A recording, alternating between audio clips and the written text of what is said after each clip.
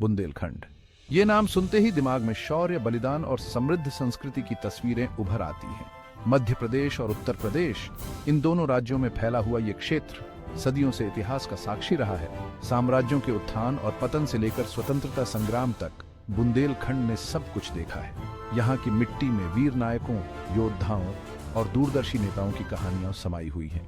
यहाँ की वास्तुकला, लोक परंपराएं और बोली, सब कुछ इसके अदम्य साहस को दर्शाते हैं। लेकिन बुंदेलखंड की कहानी सिर्फ अतीत की कहानी नहीं है। ये कहानी आज भी यहाँ के लोगों की उम्मीदों, सपनों और चुनौतियों से आगे बेरचत रही है। इस वीडियो में हम बुंदेलखंड के इतिहास, संस्कृति और यहाँ के लोगों के अदम्य साहस को जानेंगे। हम समय में पीछे जाकर इसके प्राचीन इतिहास से लेकर वर्तमान तक का सफर तय करेंगे। हम उन शक्तिशाली शासकों, कलाकारों और आम लोगों से रूबरू होंगे जिन्होंने इसे खास बनाया। तो चलिए शुरू करते हैं इस दिलचस्प धरती की खोज, जहां हर पत्थर इतिहास बयां करता है और हर गीत में अतीत गूंजता है। बुंदेलखंड का इतिहास हजारों साल पुराना है। रामायण और महाभारत जैसे प्राचीन हिंदू ग्रंथों में इसका उल्लेख मिलता है। इससे पता चलता है कि प्राचीन काल से ही भारत में बुंदेलखंड का विशेष महत्व रहा है।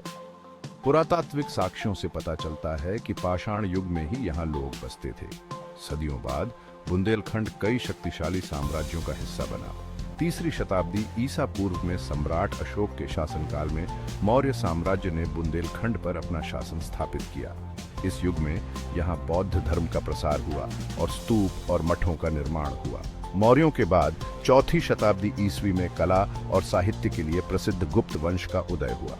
गुप्त शासन के दौरान बुंदेलखंड काफी समृद्ध हुआ और यहाँ बौद्धिक और सांस्कृतिक गतिविधियों का विकास हुआ। इस दौरान कई मंदिरों का निर्माण हुआ और संस्कृत साहित्य का विकास हुआ, जिससे बुंदेलखंड की विरासत और समृद्ध हुई। इन प्राचीन साम्राज्यों ने आने वाले सदियों में बुंदेलखंड को एक अलग सांस्कृतिक और राजनीतिक पहचान दिलाई।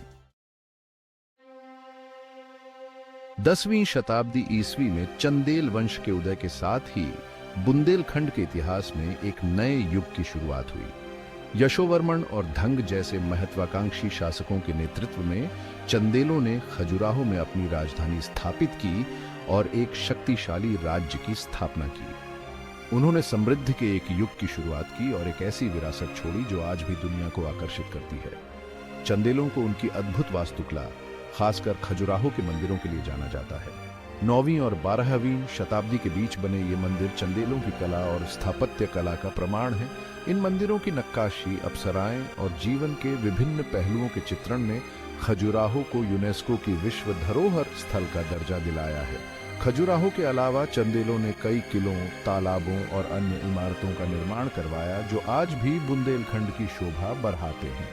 वे कला और साहित्य के संरक्षक थे और उन्होंने कला के विभिन्न रूपों में एक अलग बुंदेलखंडी शैली को बढ़ावा दिया।